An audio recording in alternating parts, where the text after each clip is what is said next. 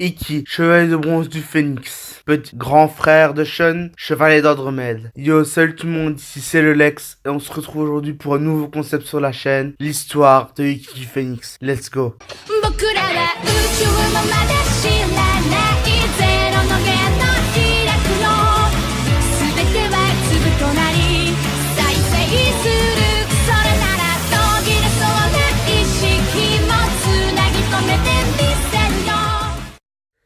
Iki, le grand frère de Shun. Ils sont tous les deux orphelins et ont été élevés à la fondation Grad, servant à former les protecteurs d'Athéna.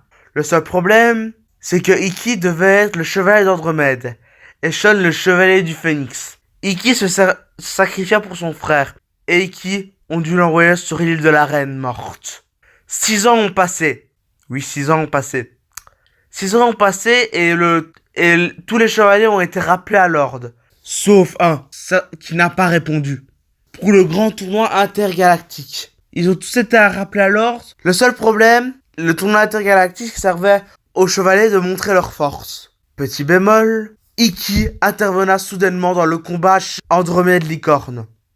Shun, incapable de faire face à son frère, ils fondit en larmes, c'est un peu trop, mais il se mettait à genoux par terre. Et Iki déroba l'armure du Sagittaire. Ce qui ensuite une course-poursuite dans la ville.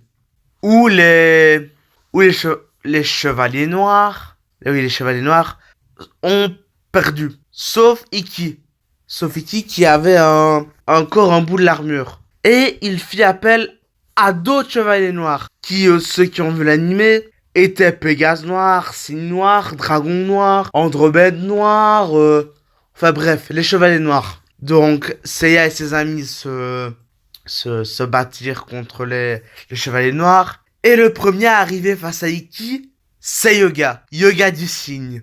Yoga du Cygne qui a totalement été éclaté, on va dire ça comme ça, parce que, on va se l'avouer, Iki c'est le plus fort des chevaliers de bronze, qui a totalement été éclaté. Mais le seul problème, c'est que Shun ne le savait pas, qu'on avait battu Iki sur le bateau. Il ne le savait pas, il ne savait pas qu'on avait maltraité son frère, il ne le savait pas. Donc ce qui ensuit, un combat Iki-Pégase. Iki-Pégase qui était juste magnifique. Et puis tu as le sanctuaire. Enfin le sanctuaire, c'est pas tout de suite, mais bon.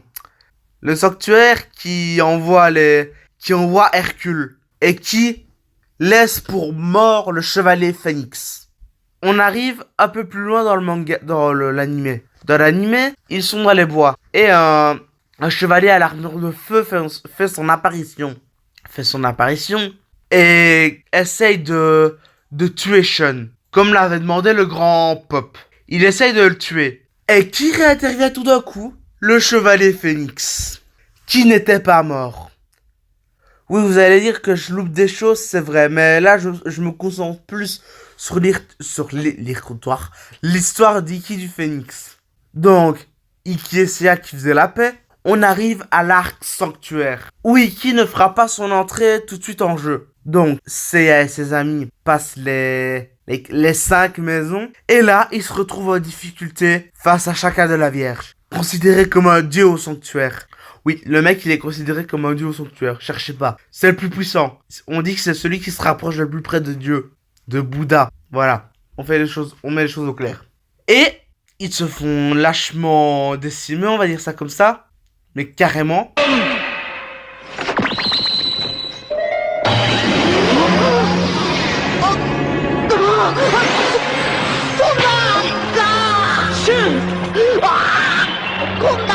Et qui revient entre les morts? Le chevalier Phénix. Et là, s'ensuit un combat où Iki va faire semblant, où Iki va mourir. Il va mourir, oui. Et donc, ses amis avancent jusqu'à la maison du grand Pop. Et là, coup de révélation pour ceux qui savent, le grand Pop va les défoncer. On va dire ça comme ça, va les défoncer. Et qui revient encore? Iki du Phénix.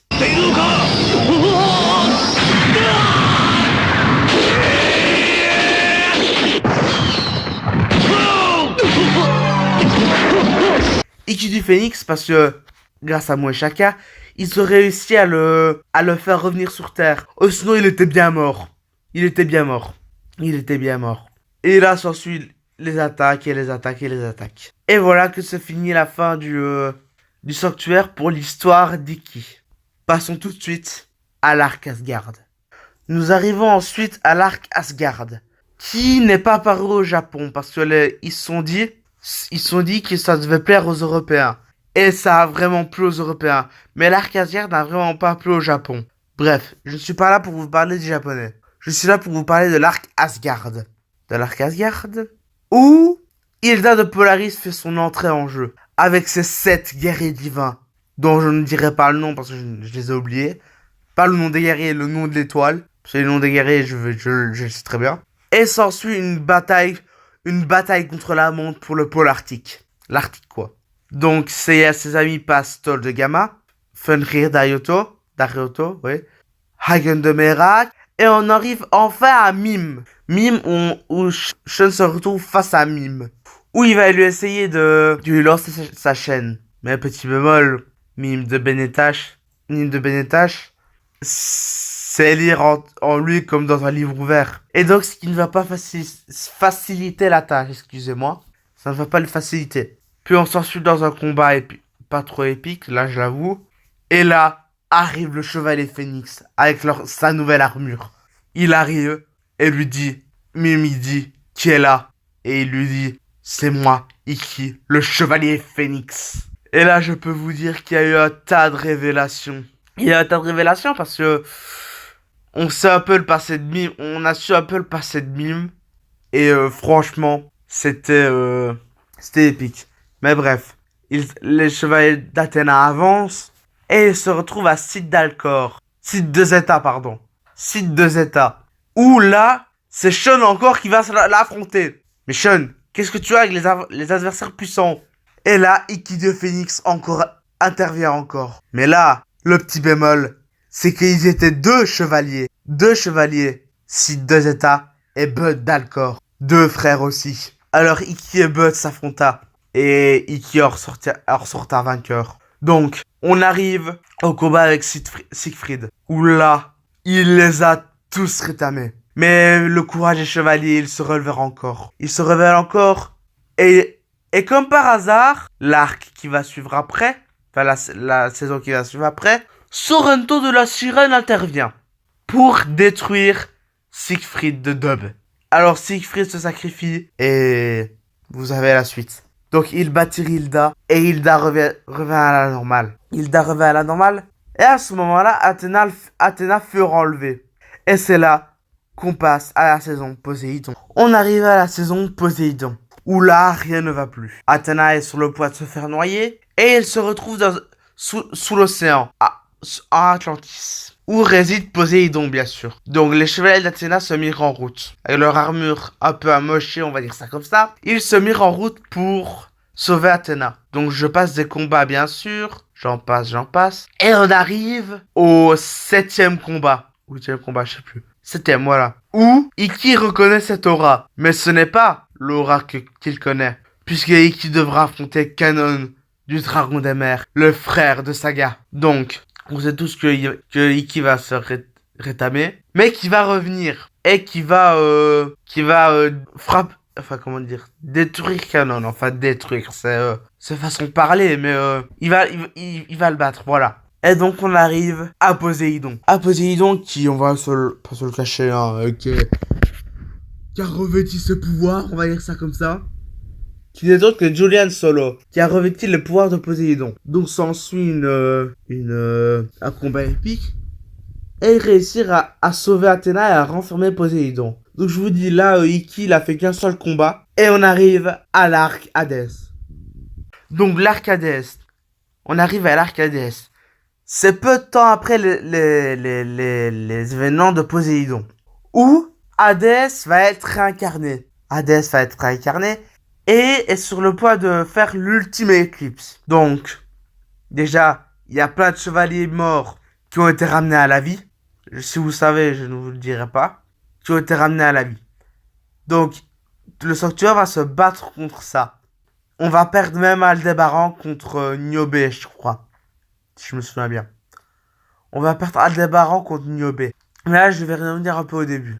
Seiya intervenant, Mou lui dit direct. Athéna ne veut pas des chevaliers de bronze ici. Elle veut les chevaliers d'or en totalité. Et Seiya ne comprendit pas. Il ne comprendit pas que pourquoi Athéna avait décrété qu'elle n'avait plus besoin des chevaliers de bronze. Et donc, Shiryu, qui se dépêcha, croisa la route d'Iki et qui lui disa, ce ne sont pas mes affaires, je n'ai plus rien à voir avec ça. Donc là, on arrive à près de la saison Hades, Inferno, on va dire ça comme ça, où tous les chevaliers de bronze sont réunis et que Sion leur a confié la mission de protéger Athéna, de lui remettre l'armure divine, parce que Athéna était déjà aux enfers. Donc, Athéna était déjà aux enfers et entre-temps, Canon est devenu le chevalier d'or des Gémeaux. Oui. Donc, Seiya et ses amis se rendirent aux enfers. Ils activèrent l'Arayashiki, le 8e sens. Oui, c'est long à dire, je sais. L'Arayashiki, le 8e sens. Qui permettait de entrer aux enfers. Donc, ils arrivent aux enfers. Déjà, de 1, ils sont dispersés. Ça va, c'est pas bon pour eux. Ils vont essayer de se faire entourlouper par le Lycaon. Enfin, Shun et Seiya vont se faire entourlouper par le Lycaon dont ils étaient avec les canons. Et donc, ce qui nous amène à Ah oui, c'est vrai. J'ai oublié de dire.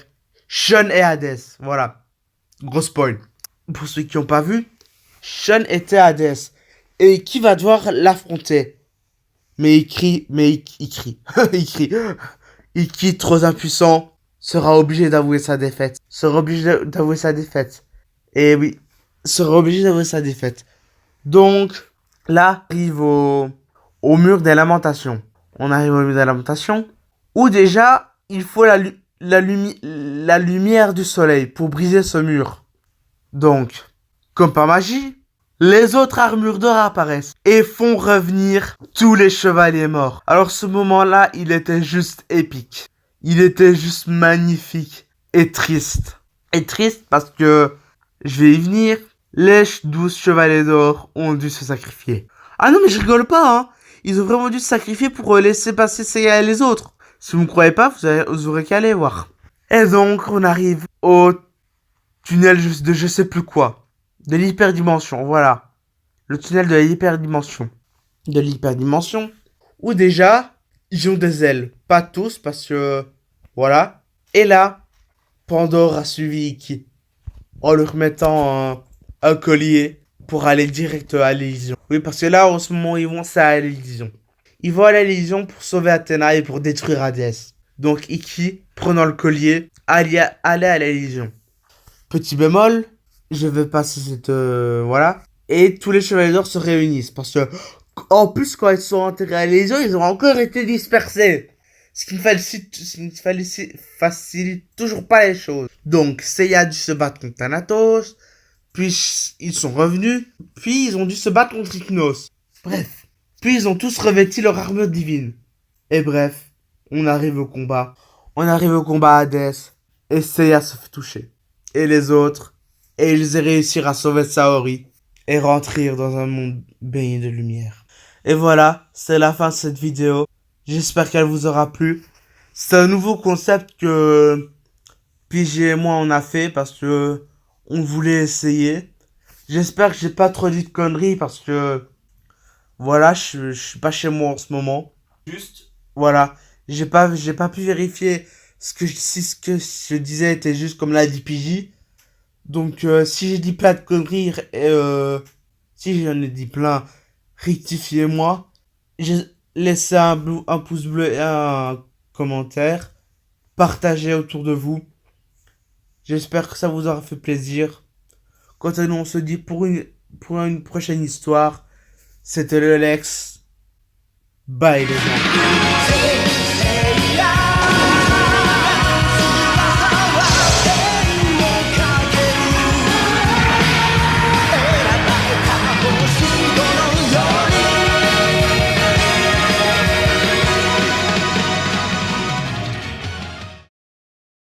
Kira kira hikaru. その歌、俺知ってる。うん。だってガンタのママさんが作った歌だもん。